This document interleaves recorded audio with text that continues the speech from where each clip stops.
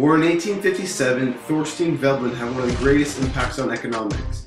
He was born in a small town just outside Wisconsin, and he grew up on his family farm.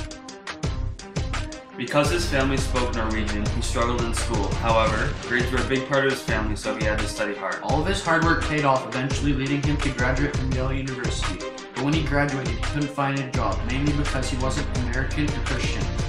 During the time he was at his family farm, he read numerous books about economics. 6 years went by and he decided to go to Cornell University to further his knowledge in the field of economics. Soon after, he was hired at the brand new Chicago University as a teaching assistant. It was here during his years at Chicago University where he wrote and published 2 books. One about his political ideas, another about his theory of the leisure class.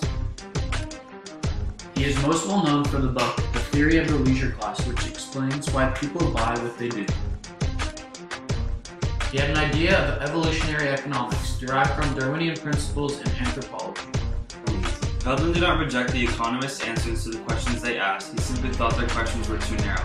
His main theory of economics told us that economies are an ongoing evolution and that the organization of them will constantly be changing over time. Veblen wanted economists to try and understand social and cultural causes and effects of economic changes. Veblen rejected any ideas about economics that were from an individual's experiences or personal motivations. Later in his life, he came up with a theory about people, rich and poor alike, who attempt to impress others and to gain advantage through what Veblen coined conspicuous consumption and the ability to engage in conspicuous leisure. In this work, Veblen argued that consumption is used as a way to gain and maintain social status. For example, many people, more women than men, buy Lululemon clothes. There are many alternatives to Lululemon yoga pants, but however, by purchasing these pants, it shows that you have money. As well, you are willing to spend extra money to fit in with changing trends. In other words, you're trying to gain social status. Other things that fall into the categories of stuff we buy for conspicuous consumption are iPhone, Nike,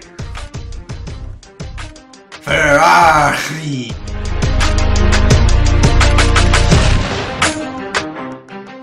This graph shows us the fine line between appreciating what you have and wanting more and more all the time.